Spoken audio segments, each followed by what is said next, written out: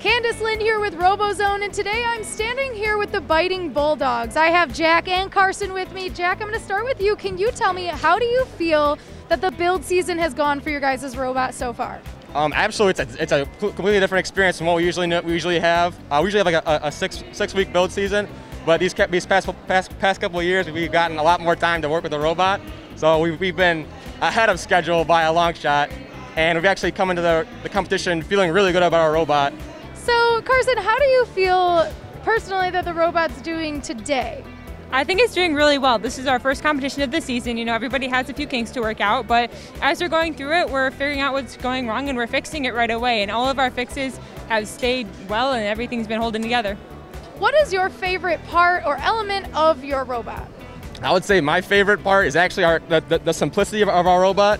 There's actually, most of the main systems are very, very simple, and that helps us work very fast and actually make sure it's not going to break down on our every single match. Stuff like our gravity feed, which is just fed by good old natural gravity.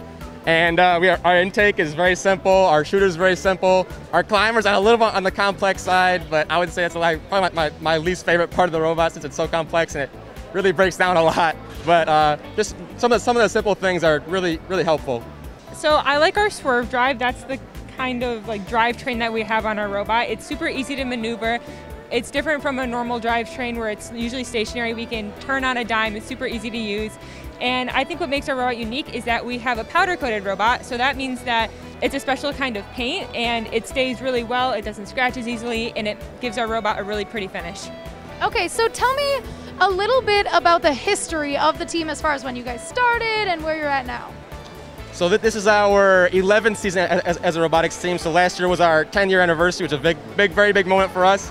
Very modest team, a very small team, a very under-budget team. But as the years went on, we found some sponsors. We found some really big sponsors to help us get that funding to help us really push the label in the STEM community.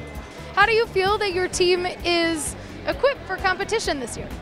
Yeah, so we do have a lot of freshmen on the team, a lot of people who are at their first competition. I've been on the team for 3 years, but this is only my second normal competition. It's a very strange thing to go into when you don't have a lot of people who are used to it. Yeah, so we've been trying to train our freshmen and get them ready, but when it comes to a competition like this, sometimes it really is the best to just sit back for like the first match, see how the seniors do it, and then send them in there, because the best way that they can learn from these kind of things without having any prior experience is just to go for it. Absolutely. So what's your favorite part of being on a high school robotics team? I think the people are pretty cool. When you're in a place like this, there's a lot of smart people in one room, and there's always so much you can learn from everybody. It's always a different perspective, looking at a different robot. They all have the same functions, but they're all built so differently, so there's so much to learn from everybody. The pure environment of robotics is just insane. There's so many just absolute geniuses and smart people here, and they have just such cool ideas. Just to like see their robot is incredible. To see their designs working, their designs being iterated on, being improved on, and it's just really cool to watch everybody around you and just really take everything in. Well, thank you guys so much for chatting with us today, and we wish you and your team the best of luck for the rest of the season. Thank you very much.